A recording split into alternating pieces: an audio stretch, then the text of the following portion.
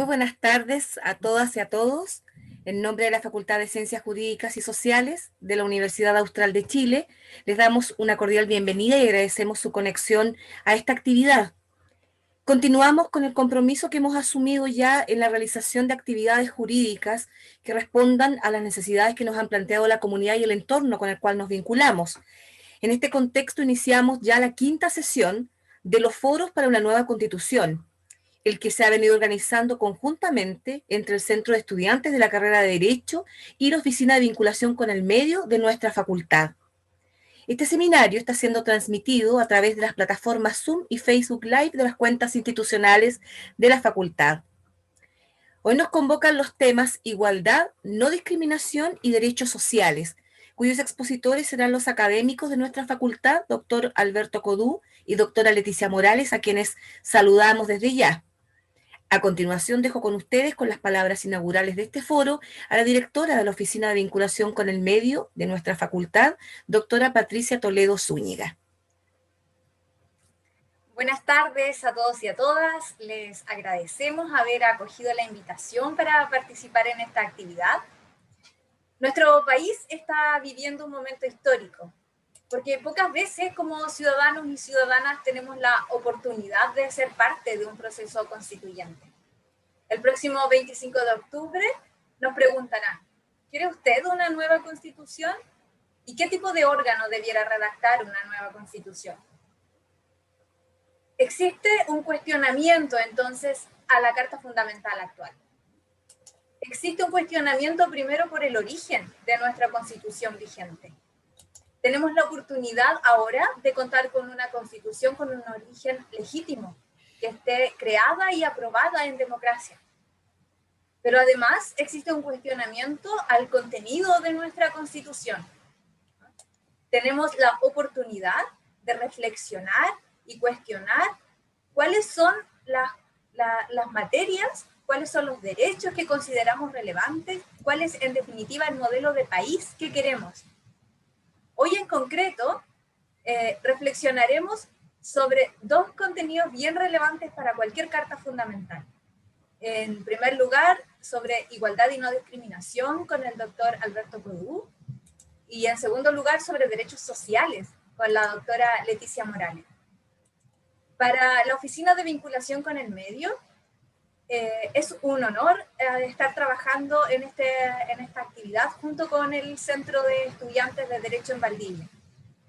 Conjuntamente hemos organizado esta actividad que hemos titulado Foros para una Nueva Constitución, y cada miércoles a las 18 horas tenemos a un experto o una experta académico de la facultad a la que pertenecemos, que nos invita a reflexionar sobre distintos temas.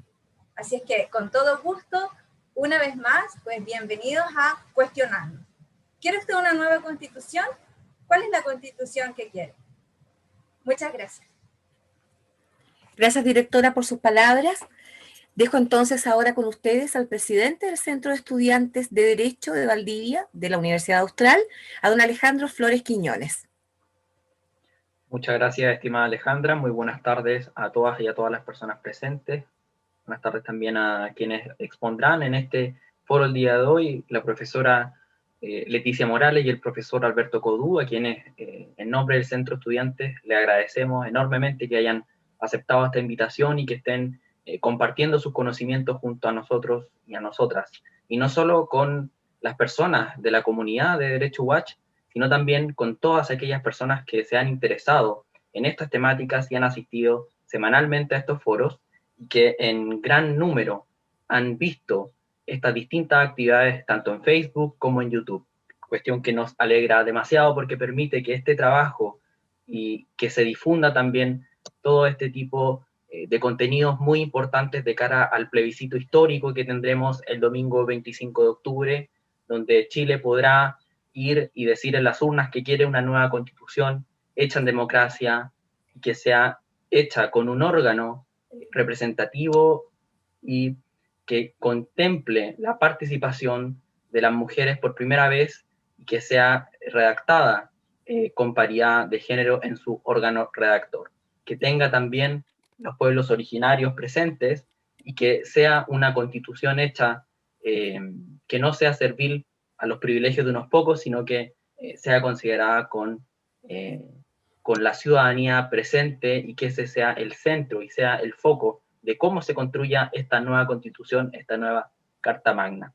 Invitamos, por supuesto, a que sigan interesados en estas actividades, tendremos muchas más en las próximas semanas, a que participen, a que voten el 25 de octubre y que inviten también a más gente a participar y a votar en estas instancias y en el plebiscito del 25 de octubre. Cada voto va a contar, así que es importante que podamos transmitir también este mensaje con más personas en nuestro círculo y fuera de este también. Quiero agradecer también en nombre del Centro de Estudiantes el gran trabajo que ha hecho la Oficina de Vinculación con el Medio de nuestra facultad, en las personas de su directora, la profesora Patricia Toledo, de Alejandra Rodríguez, de Viviana Cárdenas, de Elsa Oliva, por el gran trabajo que hacen para darle cobertura a estas actividades y también en el plano logístico, informático también, que hacen un gran esfuerzo para que esto pueda llegar a la mayor cantidad de gente posible. Muchas gracias y que sea una muy buena actividad. Muchas gracias, Alejandro. Hacemos propia el agradecimiento que haces a nuestra oficina. Es el compromiso, como decía al principio, de la facultad y de la universidad con este importante proceso histórico, social. Hoy también participarán en este foro las estudiantes Camila Herrera Miranda, quien moderará el panel, y el estudiante Esteban Oyarzún Gómez, quien leerá las preguntas que nos hagan llegar nuestro público a través de los diferentes chats de transmisión. Dejo entonces sin más a nuestra moderadora del día de hoy, Camila Herrera. Muchas gracias, estimada Alejandra. A continuación vamos a dar inicio a este nuevo foro y en primer lugar presentará al doctor Alberto Cudú. Él es abogado, máster en Derecho por la Universidad de Nueva York, doctor en Derecho por la Universidad de Londres. También es académico de la Universidad Austral de Chile en su sede Valdivia, donde imparte los cursos de Derecho Internacional de los Derechos Humanos y Derecho Procesal Constitucional. Profesor, muchas gracias por aceptar nuestra invitación a exponer hoy día y tiene su tiempo de 20 minutos. Muchas gracias, Camila. Bienvenidos a todos y a todas. Y bueno, reiterar los agradecimientos a esta gran facultad con estos tremendos estudiantes. Así que nada, pues, impresionante. Solamente me quedan felicitarlos por todo este como actividad que hay en la mitad de la pandemia, así que nada, eso. Lo que voy a hacer ahora es bien sencillo, voy a tratar de decir por qué la regulación o la articulación constitucional de la igualdad y de la no discriminación, tanto como principio y como derecho fundamental, ha sido irrelevante hasta el momento, y después voy a tratar de aventurarme o de pensar en cómo me gustaría a mí ver una cláusula constitucional de igualdad y no discriminación para la Constitución que queremos. Entonces voy a tratar 5 cuestiones, voy a tratar de ser lo más breve posible y así dar lugar a las preguntas. Voy a hablar un poco del problema de la doble dimensión de la igualdad y de la no discriminación en primer lugar. Después voy a hablar del problema de la irrelevancia histórica de las cláusulas constitucionales de igualdad. En tercer lugar voy a hablar del problema de su irrelevancia actual, de por qué hoy en día el que nuestra actual constitución tenga una cláusula de igualdad y no discriminación o que la igualdad esté incluida en el catálogo de derechos no tiene mucha relevancia o importancia práctica. En cuarto lugar voy a decir por qué la igualdad y una noción o concepción robusta de la igualdad y de la no discriminación tienen que estar reguladas en la Constitución y que no basta con un desarrollo legislativo importante, como por ejemplo se está discutiendo actualmente en el marco de las reformas a la ley Zamudio, por ejemplo. Y en último término voy a responder la pregunta de cómo pensar en una cláusula ideal de igualdad y no discriminación si a mí me pusieran a redactar una cláusula. Así que eso es lo que voy a tratar de hacer de manera bien sencilla. Entonces, de primera, voy a hablar de esta doble dimensión de la igualdad y voy a partir diciendo que lo más extraño con un concepto jurídico es cuando este aparece tanto en los fundamentos, es decir, por ejemplo, cuando aparece entre las bases de la institucionalidad de un sistema y a la vez es usado, ¿no?, como descripción del contenido o del objeto de un derecho. Y eso es raro porque la gracia del derecho de hecho, varios de los que están aquí, me imagino, estudian Derecho, pero el resto es más o menos la idea que tiene de esta disciplina, es que los abogados o las abogadas no volvemos a discutir los fundamentos de una norma cuando la aplicamos, ¿no? No volvemos a discutir, por ejemplo, los fundamentos de por qué prohibimos andar a 30 kilómetros por hora como velocidad máxima al lado de una escuela, sino que aplicamos esa norma y somos expertos en interpretar normas cuyo fundamento ya está relativamente debatido, ¿no? En aquellos foros que nosotros creemos tienen mejor legitimidad para ello, ¿no? Como son el Congreso o los órganos colegislativos en los sistemas presidenciales. Pero uno creería que la gracia del derecho es su forma, ¿no? Son las garantías que ofrecen las formas del derecho. Con la igualdad, en cambio, pasa esta idea de que aparece todo el rato, de manera casi repetitiva, por ejemplo, en el amplio abanico, ¿no?, de las constituciones del mundo como fundamento, como la premisa básica de por qué creamos la comunidad política es para garantizar la igualdad, ¿no? En algunas, por ejemplo, lecturas contractualistas. Pero a la vez nos encontramos con que la igualdad aparece, ¿no?, como contenido de un derecho eventualmente justiciable, es decir, la igualdad aparece como algo que se puede invocar ante un tribunal para, por ejemplo, pedirle algo, para pedirle al tribunal que haga algo o que el otro no haga o no haga algo para satisfacer este derecho. Entonces ese es el primer problema con el que nos encontramos y yo creo que cuando aparece como fundamento, la igualdad tiene además otros problemas particulares, ¿no? Y yo ahí habría que partir señalando, ¿no?, esta gran tesis de un filósofo que se llamaba Bernard Williams, que hablaba de la paradoja de la igualdad, y es esta como vaivén que hay en este concepto entre la igualdad como una propiedad empírica, es decir, si acaso los seres humanos tenemos una propiedad empírica en igual carácter de la que deriva, ¿no?, esta obligación del igual trato, y ahí nos encontramos con un sinnúmero de características o propiedades empíricas que más bien apuntan a lo contrario, más bien apuntan a la idea de que somos radicalmente distintos, ¿no?, de que somos radicalmente diversos en un sinnúmero de criterios con los que podríamos hacer ese método, si se quiere, experimental o empírico para evaluar cuál es esta característica que nosotros tenemos en igual capacidad.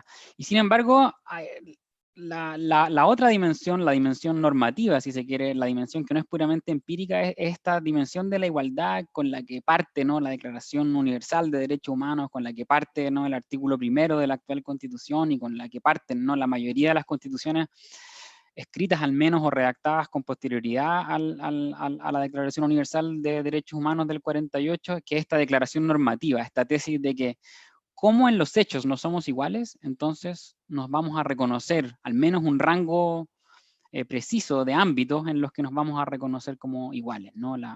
Como parte de la Declaración Universal dice dignidad y derechos, ¿no? Y ahí, en el fondo, cuando al declarar esa tesis normativa de la igualdad como fundamento de la comunidad política, la igualdad pasa a tener este estatus, creo yo, súper extraño, porque la igualdad, o sea, la igualdad como parte del contenido de un derecho, en el amplio abanico también de las constituciones del mundo, se ha entendido meramente en su dimensión formal. Y en su dimensión formal, la igualdad no tiene o no aspira a otra cosa que a respetar las formas del derecho, es decir, a que el derecho se aplique imparcialmente. Por eso muchas veces varios teóricos, varios filósofos dicen, en verdad no tiene sentido el derecho a la igualdad ante la ley, porque es como la gracia de arreglar los asuntos colectivos a formas jurídicas, ¿no?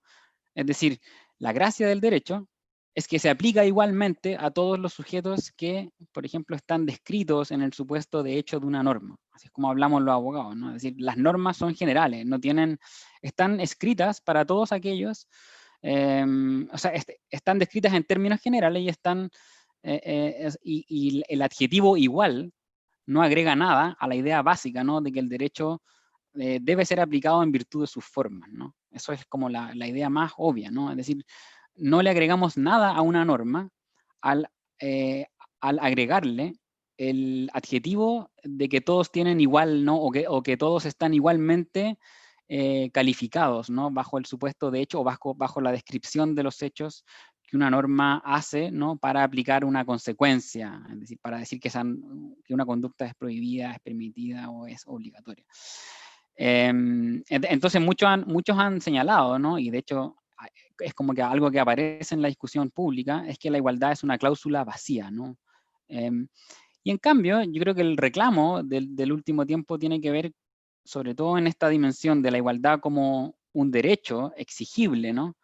Viene una cuestión sustantiva, ¿no? Viene un reclamo de cómo tratar de dotar de contenido a esa cláusula aparentemente vacía, y ahí es cuando aparece tanto el derecho de la no discriminación, donde aparecen, por ejemplo, criterios de igual ciudadanía, o aparecen criterios de distribución, es decir, en qué sentido, por ejemplo, las condiciones materiales de vida afectan, ¿no?, en esta idea sustantiva de la igualdad. Y yo creo que en esa, o sea, sí, yo creo que hay que partir diciendo que la igualdad es un concepto complejo que es incapaz de cerrar o de clausurar operativamente el derecho tal como asumimos nosotros que pasa con el resto de los conceptos jurídicos.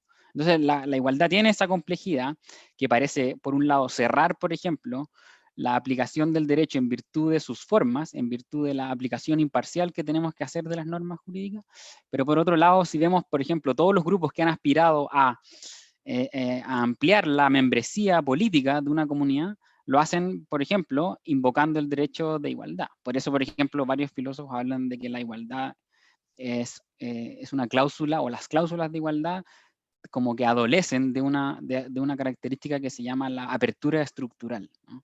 Es decir, que es imposible aspirar a cerrar, ¿no?, un sistema jurídico con la idea de igualdad. Porque la idea de igualdad necesariamente va a ir llenándose de acuerdo a criterios sustantivos en virtud de cada una de los movimientos sociales, etc., ¿no? Eso es súper, creo yo, relevante como primer problema. En segundo término, sin embargo, vamos a hablar del problema de su irrelevancia histórica. ¿Y esto por qué? Porque, por ejemplo, las nacientes repúblicas latinoamericanas, ya en el 1819 todas las constituciones de nuestra región tenían cláusulas de igualdad, y algunas bien potentes, como de la constitución de Cundinamarca o los proyectos constitucionales de Argentina, ¿no? Son bien interesantes porque hablaban de una igualdad, por ejemplo, para luchar contra los privilegios, ¿no? Y eso es bien interesante porque todo el proyecto constitucional, por ejemplo, de las nacientes repúblicas latinoamericanas, se hicieron cargo del concepto de igualdad, y sin embargo, eso no permitió, ¿no?, la radical continuidad con la estructura colonial en términos de la división de clases, por ejemplo. Es decir, la igualdad constitucional en los primeros años de las repúblicas latinoamericanas no tuvo ningún impacto para impedir, por ejemplo, leyes que establecían diferencias de trato entre, por ejemplo, las antiguas, ¿no?, por ejemplo, mezclas propias de la sociedad colonial, ¿no? Es decir, las mezclas entre criollos, mestizos, indígenas, etcétera, esclavos. Tampoco, por ejemplo, las cláusulas de igualdad tuvieron un impacto para impedir la desigualdad de trato de migración, ¿no? Todas las primeras leyes en el siglo XIX que trataban con mejor o de una mejor manera a los inmigrantes europeos por sobre otro tipo de inmigración, o la cantidad de leyes, ¿no?, que existieron vigentes para cuestionar el estatus de la mujer. Es decir, la igualdad constitucional en América Latina fue irrelevante, al menos en términos sustantivos, como una cláusula que lograra algún tipo de transformación. No tuvo ningún impacto, podríamos decir, en aquellas personas para las cuales uno cree, ¿no?, que una cláusula de igualdad de una igualdad constitucional está diseñada.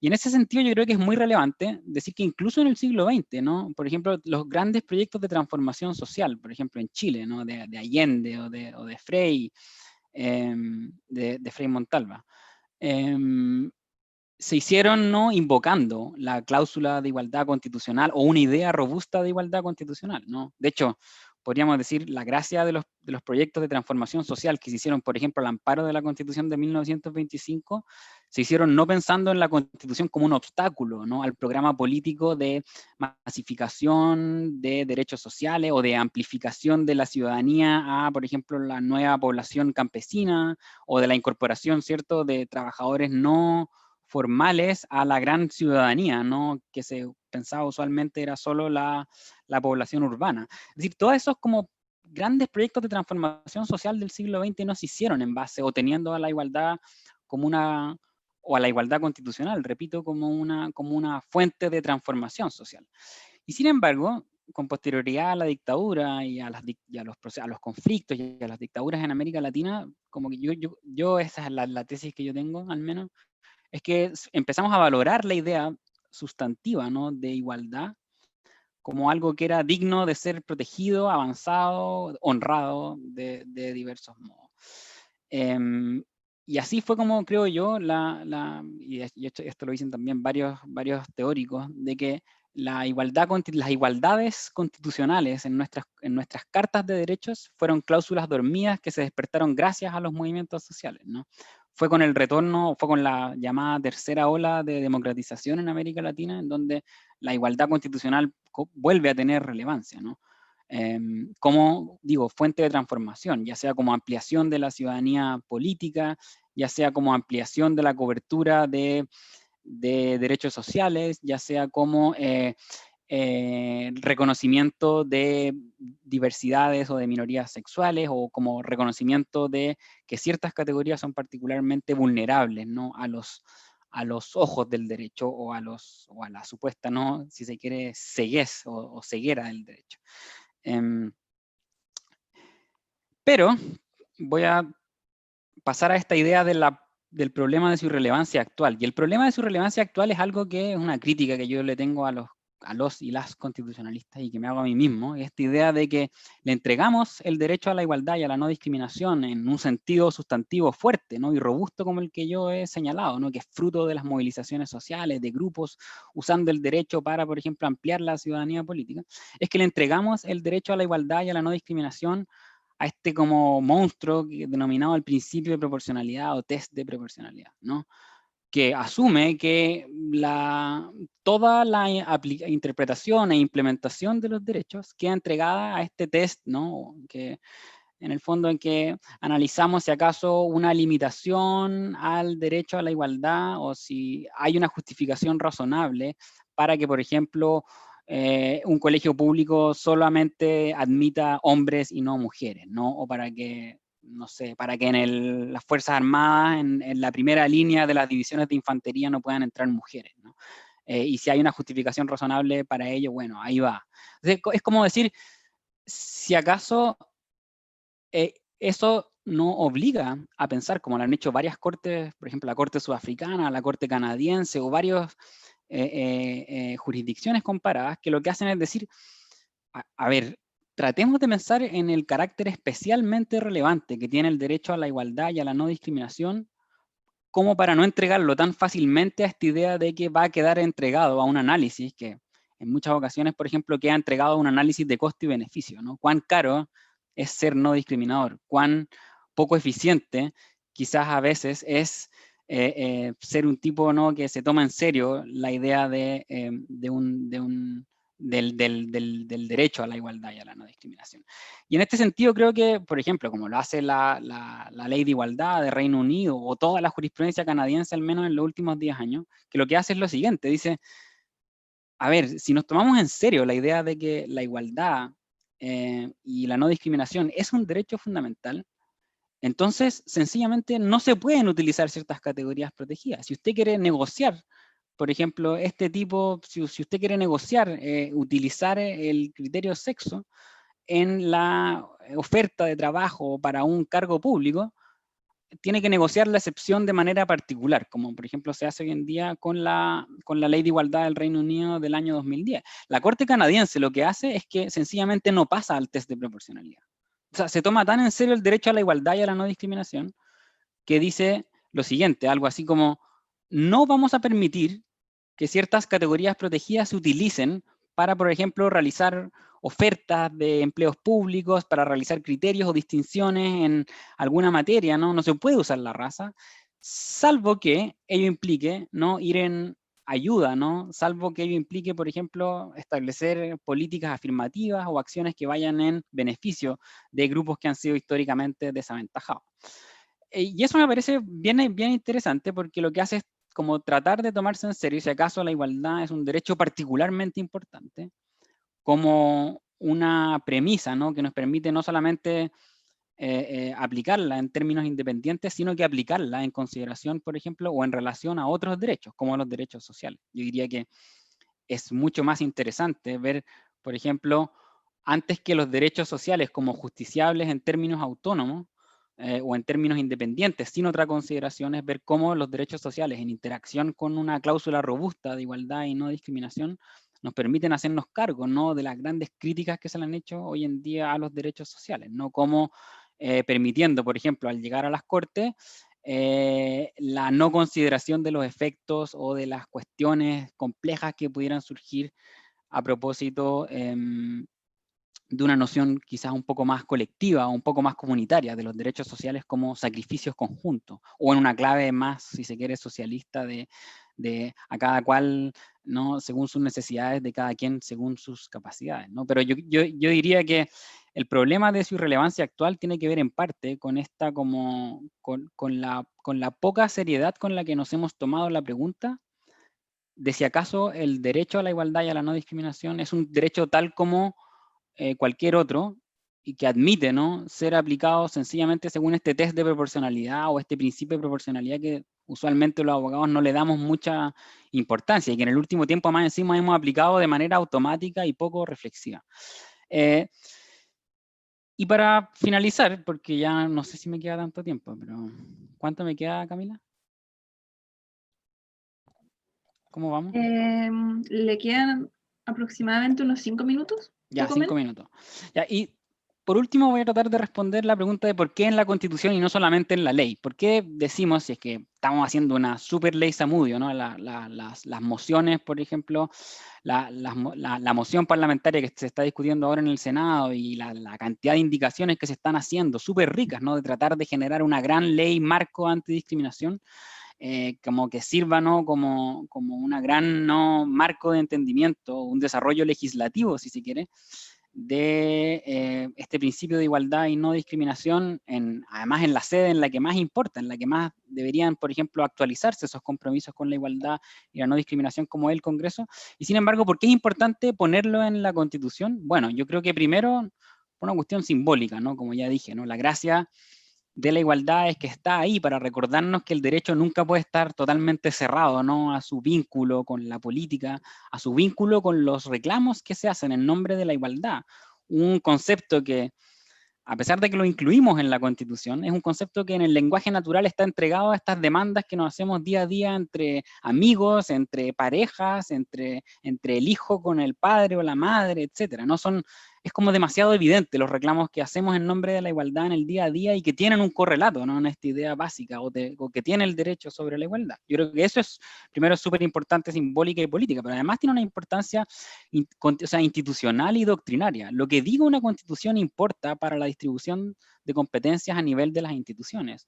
Una constitución, por ejemplo, que entregue, ¿no?, su aplicación a una corte, ¿no?, a una revisión o a un proceso de revisión judicial, evidentemente que va a tener importancia lo que diga, ¿no?, en ese sentido, ¿no? En cambio, una constitución que sea mucho más dada a que sus conceptos los desarrolle, ¿no?, una práctica política, ¿no?, democrática, va a tener una concepción radicalmente distinta de la igualdad, ¿no? Y cómo se articula esa concepción va a importar mucho, ¿no? Entonces yo creo que estos llamados que han hecho, por ejemplo, ciertos constitucionalistas de libertad y desarrollo, de que es absurdo, ¿no?, esta idea de discutir lo que diga la Constitución sobre la igualdad, sino que lo que importa es discutir lo que diga la ley sobre la igualdad, creo yo que no tiene mucho sentido, además, por una cuestión doctrinaria, ¿no? Al menos parte de los problemas doctrinarios que se dan en aquellos países que no garantizan un derecho fuerte o robusto de igualdad y no discriminación en sus constituciones es que, por ejemplo, no tienen maneras de lograr una consistencia doctrinaria. Lo que pasa, por ejemplo, en Reino Unido. El gran reclamo que hacen los abogados, ¿no?, que trabajan con la ley de igualdad en Reino Unido es que no tienen como una orientación de principio, ¿no? Que les permita dar consistencia a las distintas instancias de aplicación, pero además, como lo dicen varios estudios, por ejemplo, no sé, véanla, una gran serie, se los recomiendo, que se llama Miss America, que es sobre la lucha de las mujeres en Estados Unidos por lograr que la Constitución norteamericana, ¿no? Perdón, estadounidense, incluya, ¿no? Una cláusula o un principio robusto, un principio / derecho de igualdad y no discriminación en razón del sexo. Bueno, lo que han hecho estos estudios es decir que en aquellos estados en que existe una noción robusta de igualdad y no discriminación de sexo, por ejemplo, hay más victorias judiciales, hay mayor efectividad de políticas públicas que vayan en ayuda de las mujeres, hay más consistencia con el desarrollo de estados de bienestar, al menos a nivel estadual, por ejemplo, en Estados Unidos. Y lo mismo en la Unión Europea, es decir, lo que diga la Constitución importa, ¿no? Y mientras más robusta sea esa concepción de la igualdad, sí importa. Para terminar, y aquí respondo a la pregunta, ¿cómo pensar en una cláusula constitucional de igualdad? Yo copiaría literalmente lo que dice la Constitución canadiense, al menos lo que dice la sección 15 de la Carta de Derechos Fundamentales en Canadá, que se discutió, bueno, se aprueba el año 1982, pero es notable porque garantiza la igualdad en su dimensión formal, es decir, como aplicación imparcial de la ley. Garantiza además esta idea de que hay ciertos criterios o categorías protegidas, ¿no? Que obedecen a grupos históricamente desaventajados con los que vamos a ser particularmente cuidadosos. Y ahí es cuando la ley, ¿no? La justicia no puede ser ciega, sino que tiene como que sacarse su venda y ir a ver cómo la verticalidad, ¿no? del derecho no puede reproducir la cantidad de desigualdades y de jerarquías que se producen a nivel horizontal en nuestras sociedades, ¿no? En términos de sexo, de clase, de etcétera, ¿no? De raza, de color de piel, etcétera. O sea, hay que decir que no podemos sancionar o dar fuerza normativa a la aplicación imparcial de la ley cuando ésta reproduce, ¿no? las desigualdades que a nivel horizontal se producen por cuestiones de jerarquía, de opresión, etcétera, ¿no?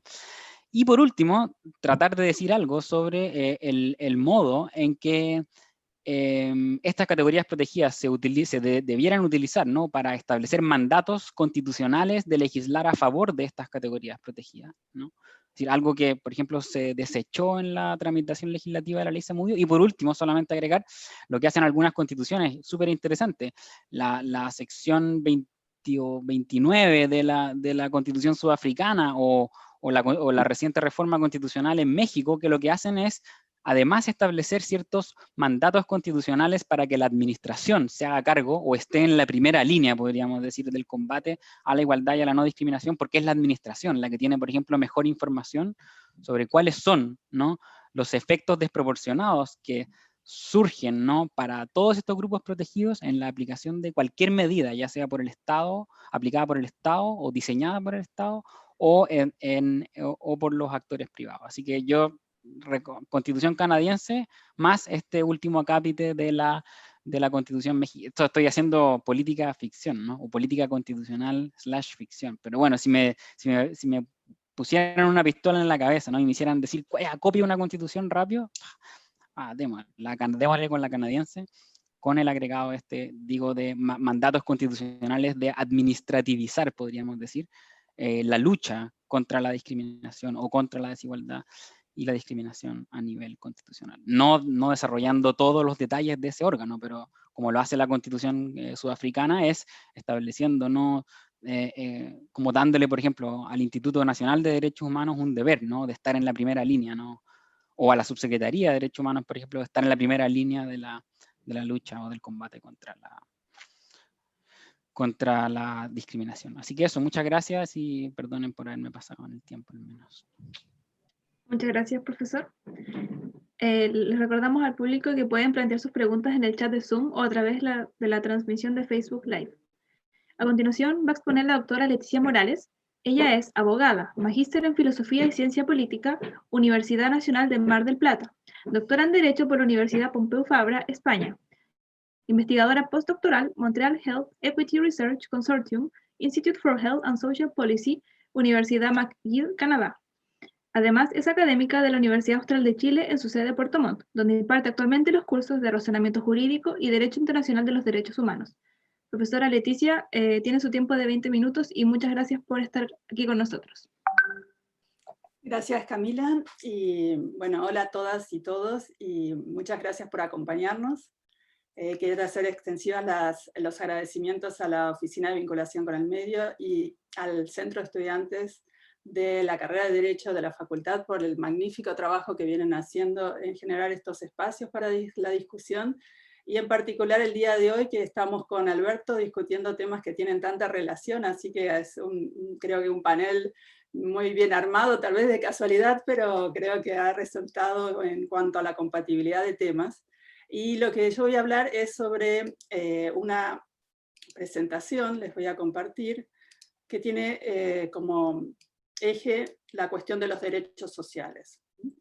Es precisamente el capítulo con el que contribuía al libro editado por Fernando Muñoz y Viviana Ponce de León, que es lo que estamos presentando también las ideas de este trabajo, y me voy entonces a centrar en los siguientes puntos que van a ser cada uno tratados de manera breve por una cuestión de tiempo también, pero podemos luego en la parte de preguntas conversar con mayor detenimiento en algunos de ellos. En primer lugar me voy a referir muy brevemente al contexto, en segundo lugar al concepto de los derechos sociales, tercero a los instrumentos internacionales de protección, luego cómo están los derechos sociales recogidos en la Constitución de 1980, una referencia también breve a la jurisprudencia, particularmente en algunas cuestiones más bien positivas de los últimos años, y finalmente voy a cerrar con unas reflexiones también para una nueva Constitución, haciendo este ejercicio de ficción política, tal vez como una piensa que debería o cómo estaría de manera adecuada la protección de estos derechos.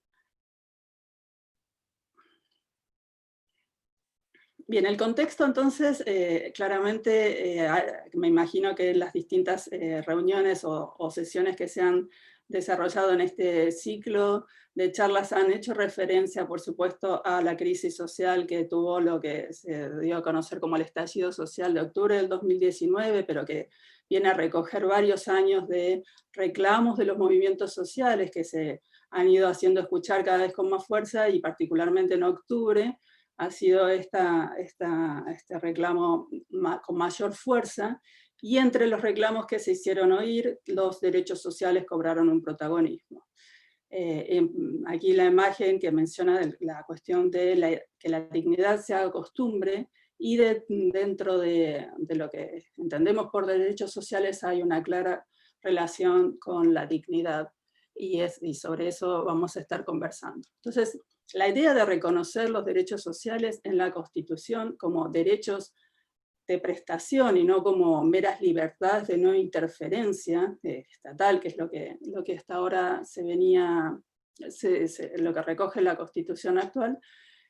Entonces, esta idea de entender a los derechos sociales como derechos de prestación tiene que ver, o de alguna manera equivale a comprometerse con una forma de organización económica y social muy distinta a la de entonces, a la que se fijó en la Constitución de 1980 de carácter eminentemente neoliberal, y precisamente esto es lo que está en el trasfondo de las protestas en los movimientos sociales y que genera resistencia en algunos sectores del país. ¿Qué son entonces los derechos sociales? ¿A qué nos referimos cuando hablamos de derechos sociales, que es una abreviación porque generalmente se incorporan como derechos sociales y económicos, y a veces también se habla de derechos sociales, económicos y culturales, pero aquí los derechos culturales sí tienen una dimensión diferente, entonces yo me voy a centrar más en los derechos sociales y económicos, y por brevedad me refiero a derechos sociales. Los derechos sociales son exigencias de diverso contenido y alcance en la forma de derechos a prestaciones públicas de naturaleza social y económica. Esta es una forma muy general de referirnos a este tipo de exigencias, y el acento aquí está, por supuesto, en prestaciones públicas de contenido social y económico, en el sentido que no basta con el aspecto de la libertad que suele acompañar a los derechos, sino que además, y por general se caracteriza a los derechos sociales con este aspecto positivo o de correlación con obligaciones de hacer por parte del Estado. Y ya no de pura abstención y de dejar a las personas a ejercer, dejar a las personas que ejerzan su libertad de manera autónoma. Entonces, esa es la característica principal, y típicamente se engloban como derechos sociales el cuidado de la salud, que puede tener diferentes denominaciones, pero básicamente es alguna relación con la protección o el cuidado de la salud o del cuidado médico, la educación básica, entendiendo distintos años, pero la educación básica en el sentido de que no necesariamente tiene que alcanzar todos los grados, pero sí algún grado básico y de calidad, un ingreso mínimo digno, y una vivienda adecuada y digna. Entonces, aquí entra también la dignidad a calificar estos contenidos, porque no alcanza a satisfacer cierto grado de requerimiento de los derechos sociales la sola presencia del contenido, sino que viene acompañado con la noción de dignidad que está en el reclamo, como mencionábamos, subyacente.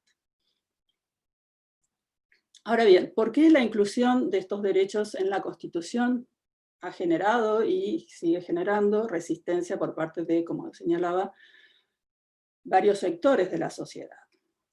En general, las críticas que se han dirigido a la incorporación de los derechos sociales en la Constitución han atacado el concepto mismo de los derechos sociales, la idea de que no son verdaderos derechos o derechos auténticos, sino más bien que tienen una naturaleza, una estructura propia de objetivos sociales o normas programáticas o declaraciones que, si bien tienen un valor intrínseco y que son importantes para la sociedad, se las considera que no tendrían entonces la misma estructura y la misma relevancia de aquella categoría de derechos que se reserva o se ha reservado típicamente para los derechos civiles y políticos. Estos sí serían derechos verdaderos y estarían caracterizados básicamente por ser derechos negativos, derechos en que el Estado solo tiene que, así entendido, ¿no?, con esta presentación muy resumida, como derechos a la abstención, no intervenir con el goce y ejercicio de los derechos negativos, derechos que no requerirían un costo por parte del erario público y que serían muy fáciles de satisfacer porque el contenido se seguiría del derecho. Del otro lado, lo que tradicionalmente se ha cuestionado de los derechos sociales es que estos son caros, es decir, que exigen para su satisfacción elevados costos del presupuesto público, con lo cual eso exigiría entonces incorporar derechos en la Constitución de contenido socioeconómico, implicaría que el Estado se estaría comprometiendo a garantizar unos derechos que, en caso de no tener los recursos suficientes para satisfacerlos, tornaría entonces la propia noción de derecho en un concepto demasiado flojo, demasiado débil, porque al no poder satisfacerlo se volvería, la misma noción de derecho se volvería inútil y entonces degradaría todos los derechos. Entonces esa es una de las críticas. La otra de las críticas que se ha dirigido es que son indeterminados, es decir que al contrario de los derechos civiles y políticos, los sociales y económicos tendrían obligaciones que serían muy difíciles de identificar como tales. ¿Cuál sería el contenido de las obligaciones que se siguen de estos derechos? Precisamente por su naturaleza indeterminada, sería difícil y por lo tanto no se podría exigir. Y finalmente, solamente para resumir, si bien hay otras críticas, la noción de que se imponen obligaciones de hacer, como decía, de hacer por parte del Estado. Es decir, no basta con la mera abstención, sino que el Estado tiene que realizar acciones y además proveer de contenido socioeconómico para la satisfacción de estos derechos.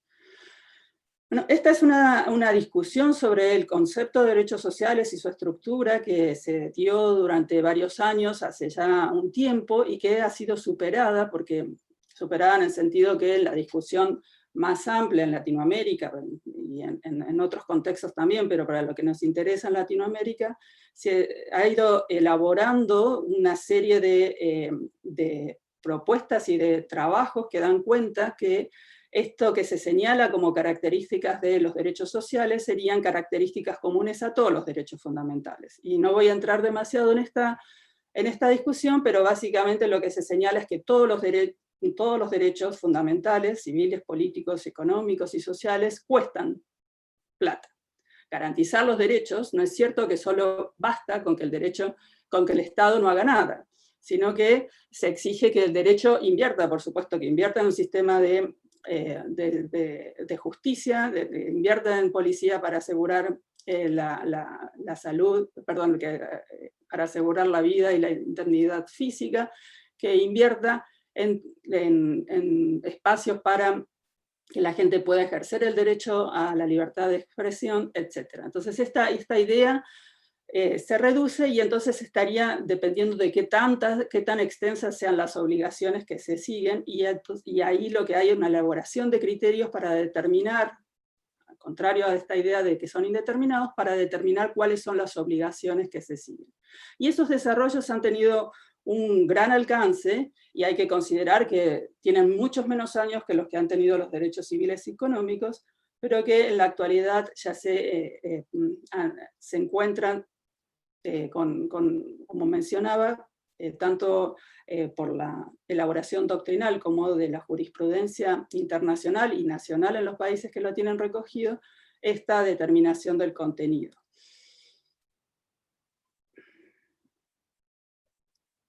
¿Cuál es la mejor manera de garantizar los derechos sociales? Bueno, típicamente se los garantiza a través de políticas públicas. En segundo lugar, o paralelo en la legislación, y la incorporación, el establecimiento de los derechos sociales en la Constitución es lo que genera mayor discusión o resistencia, y en este sentido hago propia la presentación de Alberto en cuanto a la importancia de que los derechos aparezcan, estén establecidos en la Constitución, estén reconocidos allí, precisamente como expresión de valores fundamentales, tanto de la dignidad como de la protección integral de las personas, como de otros valores fundamentales como son las relaciones que tiene con los derechos civiles y económicos, los derechos civiles y económicos con los civiles y políticos. Aquí la idea que subyace es que se trata de derechos interdependientes e indivisibles, es decir, que no se trata de derechos sociales y económicos por un lado y civiles y políticos por el otro, sino que estaríamos en un conjunto de derechos fundamentales que debería estar reflejado en la Constitución como carta fundamental que organiza a la comunidad. La segunda cuestión, que en caso de establecerlos en la Constitución, es cómo los protegemos. Es decir, necesitamos una garantía especial con asignación de funciones a un órgano particular para proteger estos derechos sociales, y en general aquí es donde se ha ido moviendo la discusión sobre cuánta garantía o cuánta extensión se le atribuye a un órgano judicial para proteger, para garantizar estos derechos sociales. Y entonces, como les señalaba, la discusión se ha movido más en este terreno de la legitimidad democrática del órgano encargado de proteger los derechos sociales y económicos, que se puede ser un tribunal constitucional o la Corte Suprema de Justicia, o bien en un control difuso todos los tribunales de justicia del país. Pero en todo caso, las cuestiones de legitimidad democrática son comunes, o sea, los problemas, las críticas que se presentan son comunes a la protección de todos los derechos fundamentales. La crítica que se hace no tiene particular incidencia respecto de los derechos sociales, sino en general, y hay respuestas en este sentido desde distintos ángulos. La cuestión de la competencia, es decir, qué tan competentes son los tribunales de justicia para atribuir, para proteger los derechos sociales, es un poco más compleja, dado que, como decíamos, una caracterización de los derechos sociales importante tiene que ver con que el Estado debe proveer con fondos públicos para su satisfacción. Y el hecho de que autorizaremos a un tribunal de justicia para garantizar estos derechos significa que se le habilita al tribunal de justicia, al órgano jurisdiccional, a examinar y a evaluar la manera en que el poder político ha decidido cómo distribuir los fondos públicos.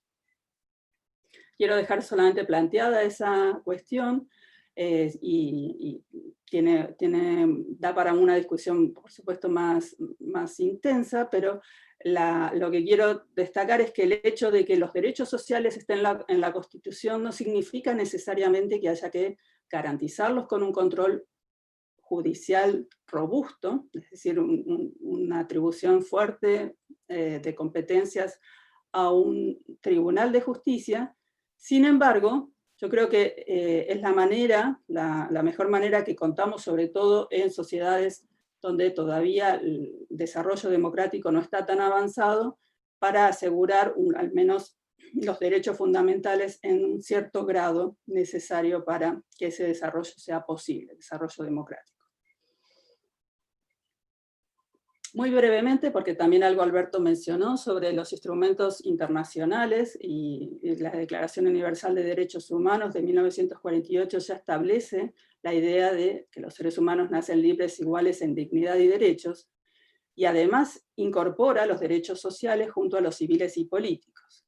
Luego, por cuestiones políticas, se adoptan dos pactos internacionales al mismo tiempo, en el mismo año de 1966, pero uno para los derechos civiles y políticos y otro para los derechos sociales, económicos y culturales, si bien en su preámbulo, en ambos preámbulos, se refieren en ambos documentos a la interdependencia que mencionaba antes de unos derechos con otros. Es decir, que la idea que estaba detrás es que se trataba de un conjunto de derechos y no que debían reconocerse a unos como derechos auténticos y a los otros como meros objetivos sociales a perseguir.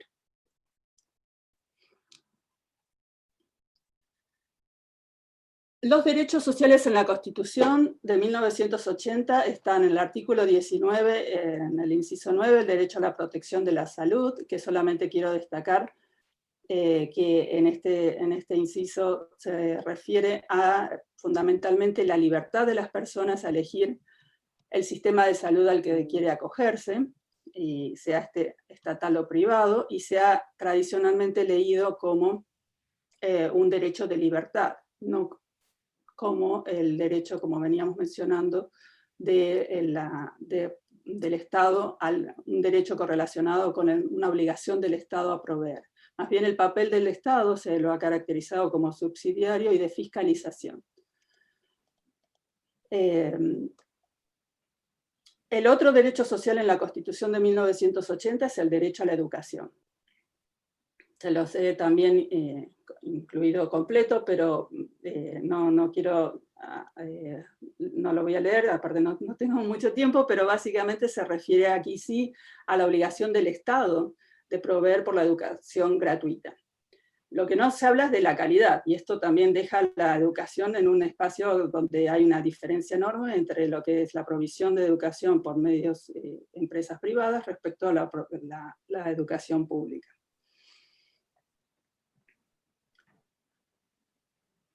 La jurisprudencia tradicionalmente lo ha entendido en los términos que mencionaba antes, derechos, solo estos dos mencionados como derechos de libertad, derechos a no interferencia y a asegurar la libertad de elegir por parte de los particulares. Una sentencia del Tribunal Constitucional importante, que es la del Rol 1710 del 2010, avanza en reconocer el acceso de todos los habitantes al goce de las prestaciones en materia de salud y seguridad social, y menciona la imposición de deberes del Estado al Estado y a los particulares. En una línea similar e incluso más fuerte, la Corte Suprema de Justicia en los últimos años, especialmente a partir del 2018, ha ido sobre todo exigiendo al poder político a proveer con recursos a la provisión, como decía, para asegurar el derecho a la vivienda, a la vida, el derecho a la vida y a la integridad física. Esto en relación con el derecho a la salud, pero dado que no puede directamente intervenir para proteger el derecho a la salud, se trata de un derecho relacional, la protección ha tenido como foco entonces el derecho a la vida. Y con esto ya termino, entonces en el último minuto solamente quiero dejar unas reflexiones para que sigamos conversando para lo que sería la posibilidad de la discusión de una nueva constitución. Así como está la Constitución de 1980, representa una deuda con respecto a los derechos sociales. Un modelo robusto de protección donde se establezca un conjunto de derechos sociales y se incorpore una perspectiva de género en relación a estos, con obligaciones a cargo del Estado y protegidos por una acción procesal que sea rápida y eficaz. Esto así presentado responde entonces o respondería a las exigencias de la ciudadanía y de la comunidad internacional y daría cuenta de una sociedad democrática que tiene el objetivo de la inclusión y de la protección integral de las personas. La relevancia de conversar estos temas, de discutirlos y finalmente incluir los derechos sociales en una nueva constitución no tiene solamente importancia en el ámbito de la discusión académica, sino tiene efectos relevantes prácticos en la vida de las personas y simbólicos, en la línea que mencionaba Alberto también, y que plasman entonces el reconocimiento de las reivindicaciones sociales que desde hace años demanda la ciudadanía. Gracias. Muchas gracias, doctora Leticia. A continuación dejo con ustedes a Esteban Oyarzún Gómez, quien hará lectura de las preguntas. Gracias, Camila. Vamos a comenzar con las preguntas al profesor Kudú. La primera es de Fabiola Fernández de Facebook y pregunta: ¿la igualdad y la no discriminación requiere que consideremos siempre, por ejemplo, en el caso de establecer instituciones, leyes, reglamentos, en general para todo lo que vayamos a hacer, tener presente todas las perspectivas de género? ¿O será necesario identificar qué o cuáles perspectivas de género serán importantes que estén a la hora de hacer ese trabajo, tomando lo que nos decía que cuesta dinero considerar a los grupos discriminados? Y la otra pregunta es de Ricardo Toro desde Fresia y dice: respecto a la concepción de igualdad en el marco del Sistema Interamericano de Derechos Humanos, la Convención Americana habla de igualdad ante la ley, entendida como no discriminación y cuyos criterios identificatorios obedecen al test de razonabilidad en relación a los objetivos. Por otro lado, la interpretación de la Corte Interamericana y la Comisión Interamericana reconoce claramente la situación de desigualdad estructural de ciertos grupos. Teniendo en cuenta que podría decirse que el sistema interamericano reconoce un concepto híbrido de igualdad, donde la letra fría del tratado habla de igualdad como no discriminación, pero la interpretación práctica tiende a interpretarlo a la luz de la no subordinación. ¿Cuál cree usted que sería mejor concepto para plasmarlo en una eventual nueva constitución? Wow, vaya pregunta. Esa última era para hacer una tesis en sí misma. Bueno, la primera pregunta, a ver si la entendí bien. Pero eran... No sé si me la puedes como tratar de articular un poco mejor, Esteban, porque me imagino, que, o sea, yo la respondería de este modo, ¿no? Si es que estoy en lo correcto, pero la igualdad supone deberes no tanto sustantivos como procedimentales. Y yo creo que el gran desafío de los derechos antidiscriminación más sofisticados, por ejemplo, que se han ido administrativizando cada vez más, es que imponen, por ejemplo, a los poderes públicos algo así como un deberes de evaluación de impacto ambiental, deberes de evaluación de impacto igualitario de manera previa a tomar cualquier decisión. Y eso evidentemente que lo hace más caro en un sentido no estricto de la palabra, ¿no? Porque, por ejemplo, obliga a que antes de tomar decisiones presupuestarias nosotros tengamos en mente cuáles van a ser los impactos, por ejemplo, de estos cambios en el presupuesto. ¿Qué implica, por ejemplo, cerrar una biblioteca pública? ¿No? ¿Quiénes utilizan esa biblioteca pública? ¿Quiénes incluso, por ejemplo, hay varios casos en España en donde ha sido súper interesante en que el cierre de bibliotecas públicas ha implicado, por ejemplo, ponerse a estudiar, bueno, ¿quiénes son los que utilizan las bibliotecas públicas? Bueno, migrantes indocumentados, mujeres que tienen labores de cuidado y que tienen que ir a las bibliotecas a enseñarles a los hijos en sus ratos libres, personas sin hogar, es decir, que utilizan las bibliotecas públicas para leer el diario, para utilizar los baños. Entonces, claro, cuando uno hace cuando uno se da la pega, a largo plazo, eso termina siendo mucho más, no solamente respetuoso en términos sustantivos, sino que cuando uno se da la pega de procedimentalizar o de administrativizar los deberes correlativos al derecho a la igualdad, a la larga termina siendo más, si se quiere, sostenible en el tiempo, ¿no?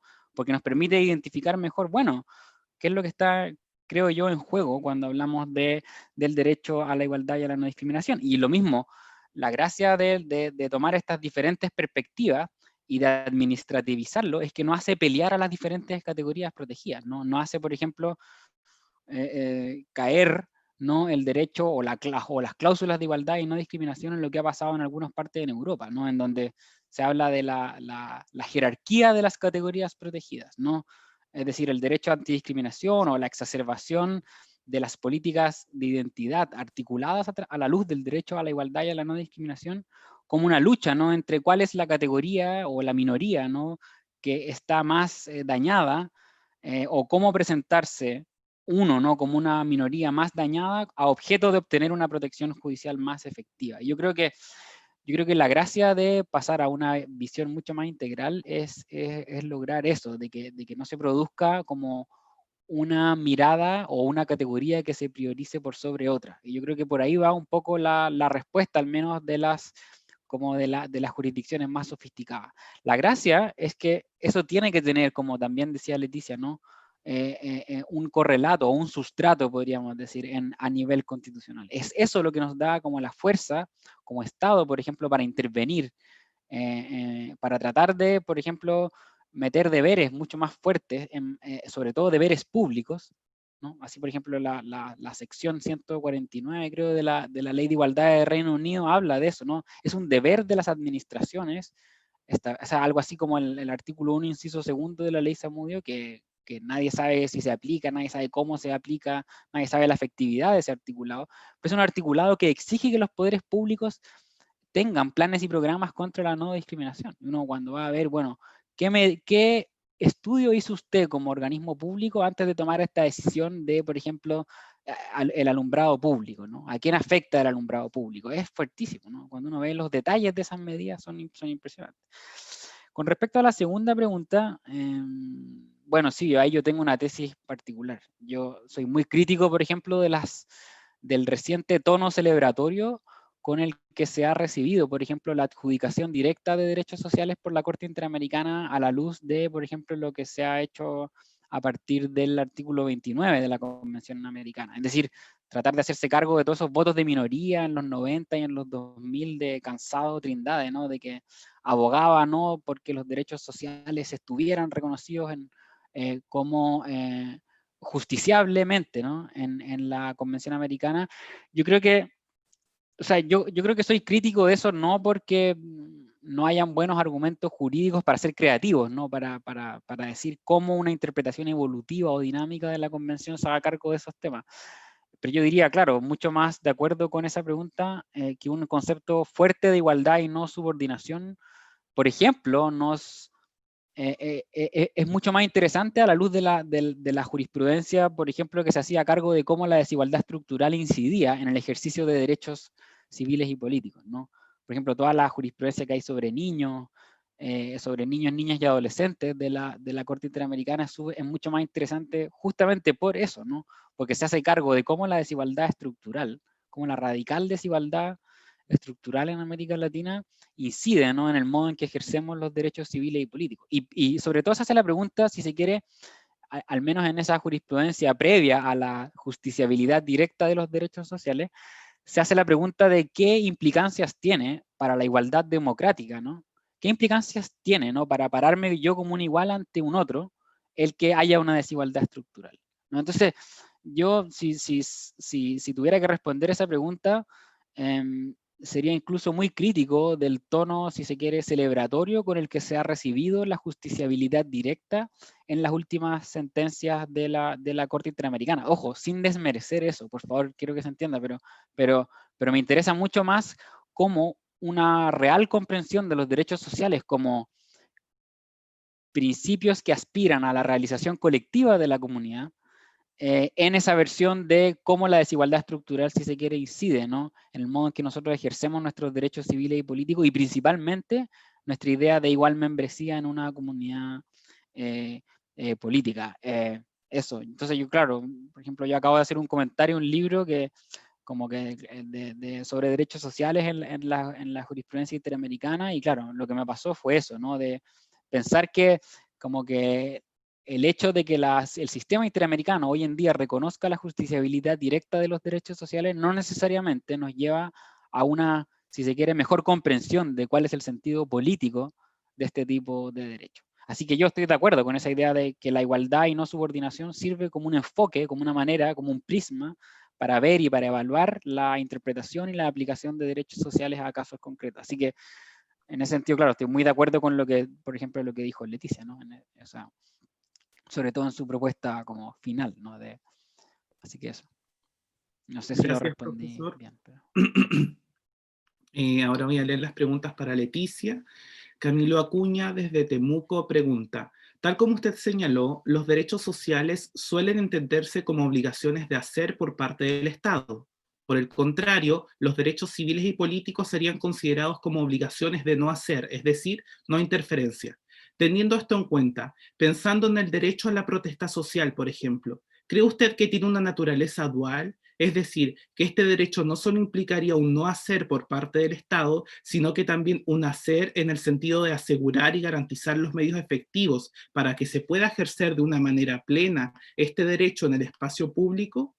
La otra pregunta es de María Iturra, desde Copiapó, que pregunta: ¿es la justiciabilidad de los derechos sociales a través de estándares internacionales la vía para su garantización cuando no hay políticas públicas a nivel interno?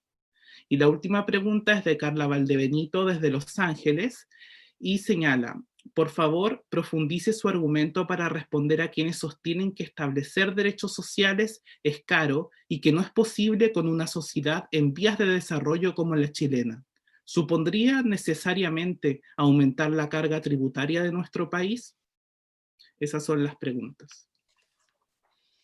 Bueno, muchas gracias por las preguntas y muy interesantes cada una de ellas. La verdad que van a cuestiones que están en la discusión y que tienen relevancia para el debate sobre los derechos sociales. La primera va un poquito más hacia un derecho que es con el que partí, ¿no? Las protestas, los reclamos sociales, y si tienen estos una naturaleza dual. Yo sigo aquí el concepto de los derechos fundamentales, que sí, que todos los derechos tienen un aspecto o varios aspectos, o lo que Waldron llamaba olas de deberes que se correlacionan con los derechos, o lo que otros autores han teorizado como naturaleza dual o trial, es decir, que hay varios derechos, los derechos se correlacionan con obligaciones de distinto tipo. Entonces, el derecho a la protesta social tiene una dimensión de libertad, por supuesto, que es la libertad de expresión y de emitir opiniones en el espacio público, y también tiene reclama que el Estado entonces provea con los medios necesarios para que pueda garantizar que ese derecho se ejercite de manera libre y sin afectar la seguridad de las personas. Esto es claro, y no es una característica de los derechos sociales, sino de todos los derechos. Los civiles y políticos que he mencionado también tienen una correlación con derechos de hacer del Estado, y esta ha sido lo que se mencionaba como una falsa o ficticia distinción entre categorías de derechos. Entonces, no sé si respondo a la primera pregunta del derecho a la protesta, pero estaría de acuerdo con que es la naturaleza, si se quiere llamar dual, en cuanto a la obligación de abstención, pero a la vez una obligación de provisión de medios para garantizar que ese derecho se ejerza con libertad y seguridad. Relacionado con estas múltiples esferas de obligaciones que se correlacionan con los derechos fundamentales está la objeción de los costos. La crítica de los costos a los derechos sociales tiene que ver con, que creo que preguntaba Mariturra, ¿puede ser que es el nombre? María Iturra. Ah, María, perdón. María, entonces, sobre la justiciabilidad de los derechos sociales y la objeción de los... No, esta era la tercera, la de los costos. ¿Me podrías repetir, Esteban, la segunda? La segunda dice, ¿es la justiciabilidad de los derechos sociales a través de estándares internacionales la vía para su garantización cuando no hay políticas públicas a nivel interno? Bueno, aquí Alberto se refirió en parte a esta cuestión. Yo estoy de acuerdo con la clarificación que ha hecho sobre la desigualdad estructural y, claro, las dificultades que tienen respecto a las desigualdades estructurales y a la garantía de los derechos sociales. Es una exigencia depositada si se deposita esta satisfacción en los órganos jurisdiccionales, es bien difícil de satisfacer.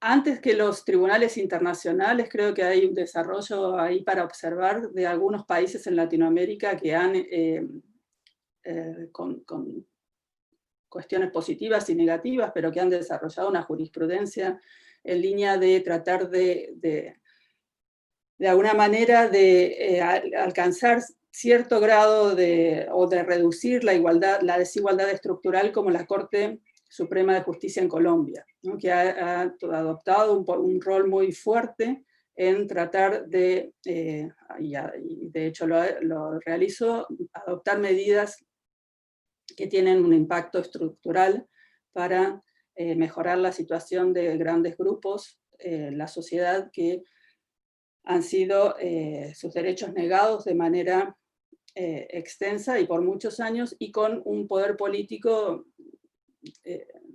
directamente irresponsable y sin voluntad de mejorar la situación de este grupo de personas. Esto tiene ventajas y desventajas, ya sea que sean las cortes nacionales o la referencia a cortes internacionales, en parte de lo que señalaba Alberto, en parte por el hecho de que se requiere de cortes que estén preparadas, que tengan una voluntad de realizar medidas que tradicionalmente van más allá de los límites de la jurisdicción, y por lo tanto se cuestiona también el rol activo, cuando se considera este rol activo, que es difícil de entender bien a qué se hace referencia, pero bueno, una de las cuestiones que se aplica es cuando van más allá de los límites jurisdiccionales. Así que, para volver a la pregunta, no estaría segura que si no hay políticas públicas se pudiera derivar en un órgano el órgano interamericano. Podría ser una vía, pero es que en ese escenario donde ni siquiera hay políticas públicas ya estaríamos bastante mal, digamos. El punto es el desarrollo, ¿no?, que se haga con esas políticas públicas. Y el argumento de los costos, digamos, el argumento de los costos que me decía ahora sí Carla de desarrollarlo. La crítica contra el argumento de los costos es, por un lado, un punto más bien general, que todos los derechos cuestan, y entonces cuántos recursos destinamos a la protección de cada uno de estos derechos va a depender de cuál es la ideología que tiene que se comparte la comunidad y que está en el poder político para destinar esos costos. Pero no hay nada propiamente en los derechos sociales que le impidan la satisfacción por una cuestión de costos. Cuando hablamos de países en desarrollo, como Chile, esto es, claro, hay que ponerlo en el contexto de Latinoamérica. Chile no es un país pobre, ¿no? Lo que hay es una enorme desigualdad en la distribución de recursos, y esa desigualdad en la distribución de recursos obedece a, como decíamos, a un modelo socioeconómico que se ha adoptado y que pretende justificar que está bien garantizar unos derechos y no otros, pero eso tiene que ver entonces con los valores que se utilizan para justificar esas medidas. Entonces, ¿por qué se destinan recursos para ciertos derechos, como por ejemplo la protección de la propiedad, y no se cuestionan los recursos en esa línea, y se considera que el problema de los costos aparece cuando hablamos de los derechos sociales? Está una idea detrás que estos derechos tienen que ser para cada uno, generar la satisfacción individual. Y que el Estado entonces en esto no tiene que aparecer, o solo tiene que aparecer subsidiariamente y muy mínimamente. Pero para otras cosas no, para otras cosas el derecho sí tiene un rol fuerte, y está bien que aplique o que destine los recursos. Entonces esta idea de la objeción de los costos es engañosa porque en definitiva no transparenta cuál es la ideología que está detrás cuando se defienden unos derechos y se cuestionan los otros. Y la última pregunta es para ambos, es de Edgar y dice: con respecto a los derechos sociales, ¿por qué hay tanta resistencia en algunos partidos políticos? Puede comenzar el profesor Kudu y luego la profesora Leticia. ¿Por qué hay tanta resistencia? Yo diría porque, nada, por unos derechos sociales bien planteados, como principios de buena política, que contengan, por ejemplo, mandatos constitucionales del legislador de desarrollar, por ejemplo, un sistema de seguridad social solidario, etcétera, con cobertura universal, etcétera. Son las bases de avanzar hacia un estado o una suerte de estado de bienestar, ¿no? Y eso tiene, evidentemente, que genera resistencia en algunos, ¿no? Yo creo que aquí la principal objeción no es tanto la preocupación por ejemplo, la eventual judicialización o este tipo de cuestiones. Yo creo que lo que más asusta en verdad es que los derechos sociales, en verdad, cuando se vinculan con políticas realmente transformativas, tienen ese potencial, ¿no? De abrir la compuerta a, qué sé yo, a formas de entender la comunidad política a las cuales, al menos en América Latina, no hemos estado muy acostumbrados. Recordemos que lo que se mira a veces como ejemplo, ¿no?, de derechos sociales, no sé, pues el Brasil de Getúlio Vargas o la Argentina peronista, que eran ejercicios muy interesantes, ¿no?, de cobertura estatal, ¿no? Se predicaba solamente de los trabajadores formales, etcétera, muy además pensando en criterios o sin considerar, por ejemplo, los fenómenos migratorios, sin considerar la participación de la mujer. Entonces yo creo que pensar hoy en día en un estado de bienestar a la luz de derechos sociales robustos es una forma de comunidad política a la que nunca hemos estado sometidos, al menos en América Latina. Si bien han habido ejercicios, ¿no?, yo creo que interesantes, son, creo yo, todavía deficientes desde el punto de vista de cómo en el fondo los derechos sociales suponen un ideal de transformación. Yo diría que ese es el gran peligro, ¿no? El peligro de aumentar la capacidad del Estado, el peligro de, en el fondo, repensar la política tributaria, en el fondo, cómo los derechos sociales evidentemente dan lugar a transformaciones estructurales, ¿no? Así que eso, yo diría que esa es la gran resistencia que se genera en los partidos políticos, eso, porque son una ventana hacia una forma de vida que nunca hemos experimentado, ¿no? Eso, principalmente. Muchas gracias, profesor. Profesora. Sí, yo me sumo a lo que dijo Alberto y creo que en efecto cuando se cuestiona muchas veces de manera caricaturizada la idea que subyace a la protección de los derechos sociales, la garantía en la Constitución de los derechos sociales, se vincula de alguna manera con algún fantasma socialista y alguna cosa que enseguida genere alguna preocupación en la sociedad, pero se olvida que países como Canadá, que es lo que mencionaba Alberto, particularmente en la provincia de Quebec, tienen un sistema de salud universal, accesible, de calidad y gratuito, y lo tienen como uno de los valores fundamentales de la comunidad quebequense. Y a Canadá no la vinculamos con una comunidad de estas socialistas con las que nos queremos alejar, sino pensamos en un país que funcione, que funciona bien. Por supuesto que tiene problemas, como cualquier país, pero tiene un sistema de salud robusto, universal, bueno, y es posible pensar en este tipo de sistemas, pero de protección. Pero claro, requiere una transformación, como decía Alberto, y requiere también pensar más que en la idea está más despectiva del socialismo, reivindicar la noción de solidaridad, de universalidad que están detrás de los derechos sociales, ¿no? De organizarnos en sociedad bajo criterios distintos del individualismo y de la pura mercantilización que ha sido la característica de muchos de los países latinoamericanos. Muchas gracias. Ahora dejo con ustedes a Camila Herrera para que cierre este foro. Muchas gracias, Esteban. Antes de cerrar el foro, queremos darle un minuto final a cada uno para poder despedirse o complementar algo que se haya dicho en esta charla, empezando por el doctor Kudu.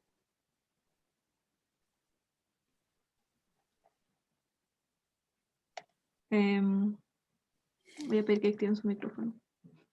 Perdón. Ahora sí.